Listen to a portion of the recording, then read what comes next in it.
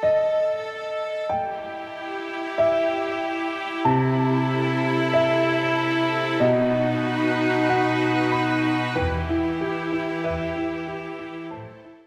कैसे हैं आप लोग। आज जो स्टोरी में आप लोगों को लेके आए एक हॉरर भी है और एक मोरल स्टोरी भी है।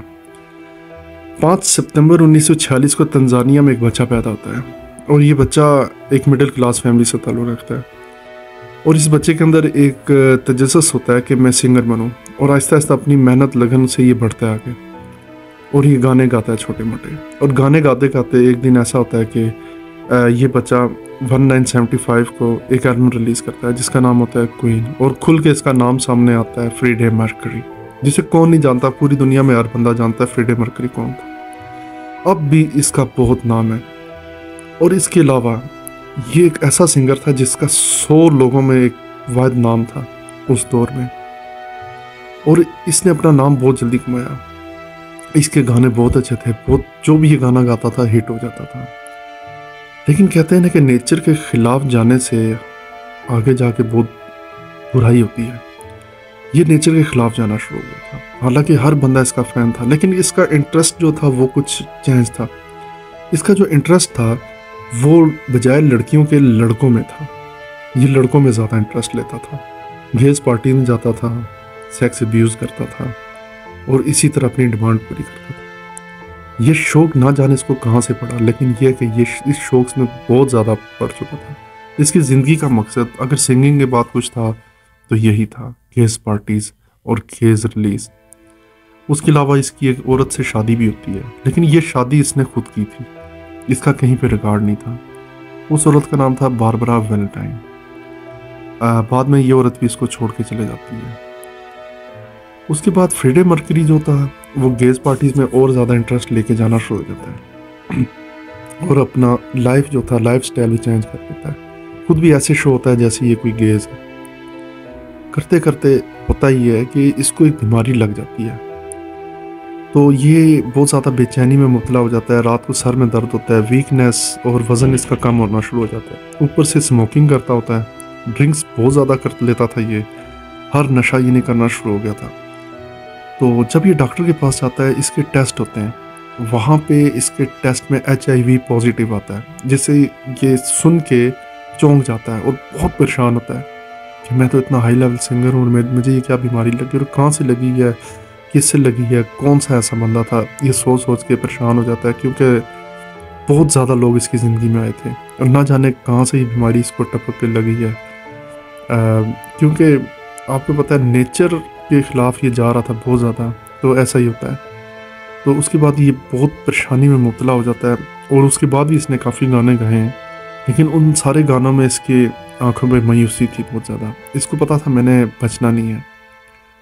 और ये अपना कुछ वाक़या सुनाता है कि रात को जब ये सोता था तो इसको कुछ बंदे नज़र आते थे अजीब अजीब से, जो कि सामने होते थे इसके, फिर अचानक से गायब हो जाते थे। ये चीखता था, लोगों को बताता था कि मुझे भूत नज़र आ रहा है। उसके अलावा इसका जो घर था उसके आसपास भी बाज़ दफ़ा बहुत सी इसने चीज़ें बताई हैं कि मुझे नज़र आती हैं। और ये रात को बहुत डरता था, बहुत तंग करता था, स्मोकिंग करता था, जागता रहता था रात को, कोई इसको मार ना दे, कोई खा ना जाए। और इसकी आंखें जो थी वो लाल रहती थी हर वक्त, बीमारी की वजह से सिकुड़ गया था बिल्कुल, ये जैसे कोई भूत होता है। फ्रेडी मर्करी एक दिन बताता है कि वो सोया हुआ था, अचानक उसकी आंख खुलती है, कोई हाथ उसके ऊपर था और हाथ ने उसको मतलब कि नोचा और ये फ्रेडी मर्करी भागता हुआ खिड़की से छलांग मार के इसने मतलब रोड पे जंप कर दिया। बच गया था, ये शीशे टूट गए थे खिड़की के। और वाकई इसके मतलब जस्ट वाली साइड जो थे ना, बहुत ज़्यादा पंजे लगे हुए थे। ये बात इसने मतलब बताई थी और ये लोगों ने देखी हुई थी, लेकिन फिर भी लोगों ने कहा शायद बिल्ली ने नोचा है या इसने खुद ही नोचा है। वो बात भी दरगुजर हो गई थी। उसके बाद फ्रेडी मर्करी को जो था, कहीं लोग मतलब बताते हैं कि फ्रेडी मर्करी आपस में बातें करता होता था। ये चलते चलते मतलब आपस में शुरू हो जाता था बात करते करते, और ऐसा ही हुआ।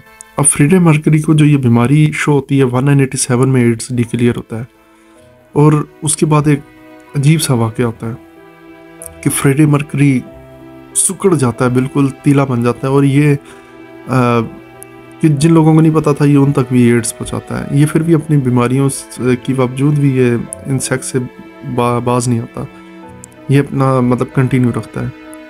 इसकी ज़िंदगी में भूतों का आना और इस बीमारी का आना हैज़ ये किसी को समझ नहीं आता, लेकिन नेचर के ख़िलाफ़ जाना ये बहुत गलत होता है। इस नेचर के ख़िलाफ़ ये काम किया सारा, तो इसी वजह से इसको बीमारी भी लगी थी।